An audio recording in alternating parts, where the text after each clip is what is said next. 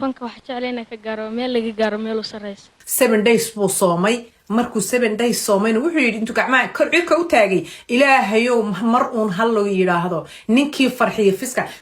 mubaarak anaan dhalay aabihiis baanahay anigu jooska malihi maadaama aan mubaarak anigu dhalay jooska isagu anigu malihi isagaa iskale marka hadduu gabar ka weyn guursaday hadduu gabar ka yar guursado anigu markasta waxaan leeyahay hambalyo waan ku faraxsanahay mubaarak October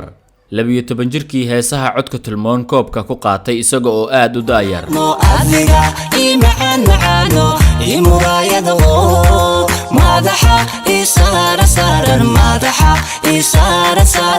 goormee ayuu fanka ku soo biiray marumba inuu Daa'ud Xanfar dhalay xagee ka soo bilowday xiriirka jacayl ee guurka isku bedelay ee isaga iyo Farxiyo Fiska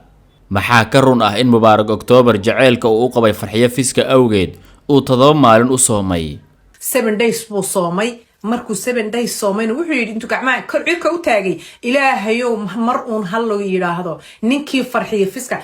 ku soo dhawaada xog iyo xaqiiqo ku saabsan warbixinta taariikhda faneed ee fanaanada guursaday fanaankuna dhalay balse daawada marka hore waxaan ka codsanayaa inaad muuqaalkan like saarto adiga oo channelka aan ku leenahay YouTube-ka subscribe dhahanaya wixii aragtidaad ahna qaybta fariimaha ee commentiga ayaad noogu reebi kartaa aynu u gudagalnay saacadihii la soo dhaafay waxaa si weyn baraha u qabsatay waa baraha bulshada ee hees ay si wada jir ah u soo qaadeen labada fanaan ee Mubaarak October iyo Farxiyo Fiska waxaana si aad loo hadalhayay arrinta ku aadan guur dhif iyo naadir ah oo dhexmaray fanaanadan caanka ah ee Farxiyo Fiska iyo fanaanka kale ee isna fanka darafka kala haysta ee Mubaarak October arooska labada fanaan ayaa toddobaadkan gudihiisa ka dhacay magaalada Hargeysa ee caasimadda Somaliland yaab ma lahan inay isguursadaan laba fanaan laakiin arrinta xiisaha leh ee dooda furtay ayaa ah wiilkan ay guursatay Farxiyo Fiska uu yahay nin dhalinyaro ah oo waliba ah mid aad u da'yar sidoo kalena la ah wiilkeeda curadka ah dadka isticmaala baraha bulshada ayaa si aad ah uga faaloonaya guurka dhexmaray labadan shakhsi ee iyagu iscalmaday sidoo kalena isjeclaaday laakiin dooda weyn qabsatay qaybta koobaad waxay si toos ah u weerareen Farxiyo Fiska oo ay ku eedeeyeen inay u soo jeesatay duminta mustaqbalka wiilkan da'da yar maadaama Farxiyo ay dhaaftay da'adii dumarku ku dhalmo gooynayeen bulshada qaybteeda kale ayaa taageero iyo garab istaag u muujiyay fanaanada Farxiyo Fiska waxayna tilmaameen inay xaq u leedahay inay guursato ninka ay doonto Mubaarak October ayaa fanka soo galay isaga oo aad u daayar waxaana gacanta ku soo qabtay aabihiis Darwiish Allah u naxariistay oo isaga oo 12 sano jir ah fanka soo galiyay codkiisa tilmoon ee yaab kale ayaa ku qasbay dad badan inay dabcan aad u taageeraan waxaana sidoo kale fanaaniin ay kamid tahay Saacadiya Siman qasabtay inay heesa la soo qaadaan xilligoodii haddaba saaxiibayaal aan wax yar wada daawano Mubaarak October iyo xilligii uu yaraa ee 12 sano jirka ah sida uu fanka ugu soo biiray wareysi xilligaas laga qaaday heesta waxa la dhahaa siman waa ayamo yaa weeye siman waa magac weeye waa magac dumar waayahay dadkan si weydiinaya adigu kuma jirtid waa markii kuugu horeysay aad heesayso heesaha miyaad jecleed Mubaarak waagad yareed wali waad yartahay waagad yareed yaan orane hay halkee doonaysa inaad ka gaarto fanka yaad jeceshay inaad ku dayato fanka wax jeclayna ka gaaro meel laga gaaro meel u sareysa ma sha Allah hambalyo runtii waanu kuugu hambalyeynayna hamigaaga meesha sare gaarsiisan waan isleeyahay dadka waaweyn qaybtood lagama helo inuu hankoodu halkaas sare gaaro Mubaarak laakiin si kale inaan idin baro Mubaarak waxa dhalay Abubakar oo inala jooga mikrofoonka hal igu dhiibo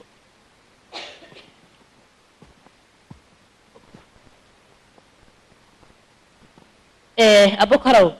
dadka sidaadii hore baad isku barta caawo inaad ka duwan tahay ismaadan barin marka la isbar haye waa sida aad u sheegtay way Faadumoy Mubaarak anaan dhalay aabihiis baanahay